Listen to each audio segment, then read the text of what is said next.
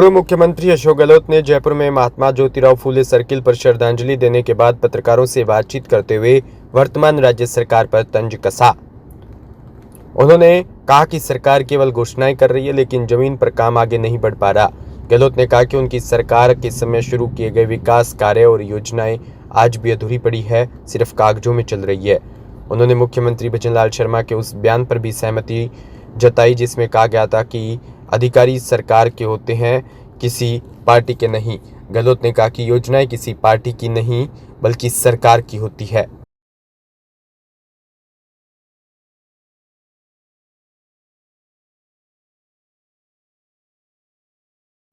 राजधानी जयपुर में Fortis Escorts hospital Jaipur में राजस्थान का पहला artificial intelligence and advance therapeutic GI endoscopy विभाग शुरू किया गया है। इसका शुभारंभ राज्यसभा सांसद श्री घनश्याम तिवारी ने किया।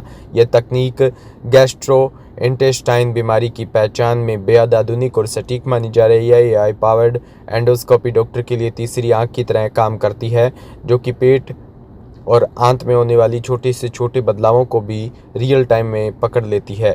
इससे कैंसर जैसी बीमारी की शुरुआती स्टेज में ही पहचान संभव हो सकेगी और कई मामलों में बिना बड़ी सर्जरी के एंडोस्कोपी से इलाज किया जा सकेगा।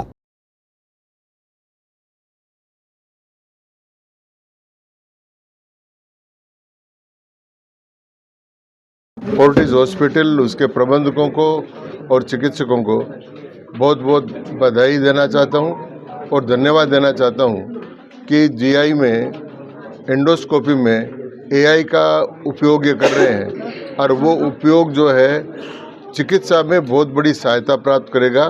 और राजस्थान में और जयपुर में ये सबसे पहले इसका इन्होंने प्रारंभ किया है, इसके लिए इनको बधाई देता हूं।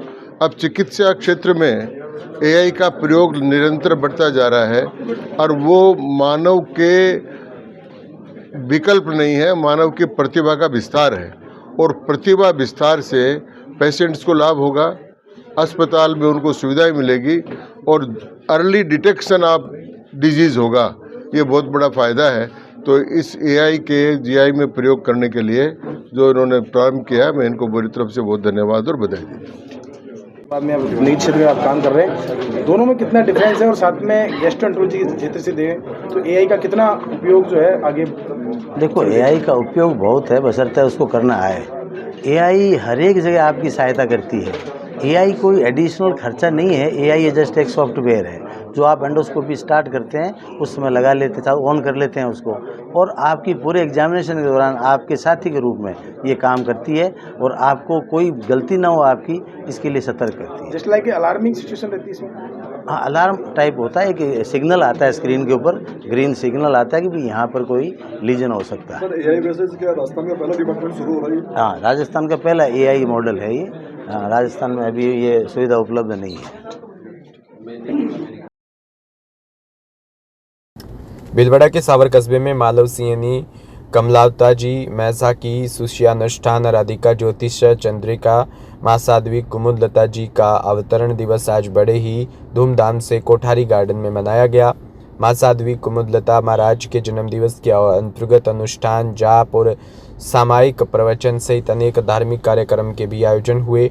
जैन श्वेतांबर महिला मंडल ने जन्मदिन के मौके पर मंगल गीत गाए और दिविशा कोठारी व निशा बम ने भजनों के माध्यम से जन्मदिन की भी बधाई दी।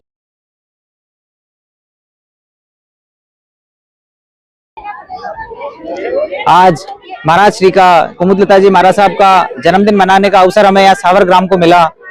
बहुत ही सुंदर, बहुत ही भव्य आयोजन यहाँ पे आज हुआ। जन्म दिवस के उपलक्ष्य में बाहर से, प्रदेश भर से लोग पधारे, कई अतिथिगण पधारे। मैं सबका बहुत बहुत आभार प्रकट करना चाहूंगा कि अपना निवेदन स्वीकार करके सब लोग बाहर से पधारे और बहुत ही एक सुंदर कार्यक्रम और सफल कार्यक्रम का आज आयोजन हुआ। महाराज साहब ने महामंगलकारी अनुष्ठान यहाँ पे कराया और उससे हमें धन्य किया। बहुत बहुत। महाराज साहब का नाम कुमुद है, तो कुमुद की एक ट्रेन बनाकर महाराज साहब के समक्ष भेंट की गई और सावर समाज की ओर से महाराज साहब के चादर चढ़ाई गई। आपका अभिषेक कोठारी। बारां के नर्मदा शाहजी में मेला मैदान में श्रीमद् भागवत कथा का शुभारंभ हुआ। इस अवसर पर शोभा यात्रा निकाली गई। शोभा यात्रा कस्बे के मुख्य मार्ग से होते हुए कथा स्थल पहुंची। वहीं शोभा यात्रा का जगह जगह कस्बे वासियों और द्वारा रंगोली बनाकर फूल मालाओं से भव्य स्वागत किया। शोभा यात्रा में हजारों की तादाद में महिला, पुरुष और बुजुर्ग व बच्चे भी बढ़ चढ़कर भाग लेने के लिए पहुंचे।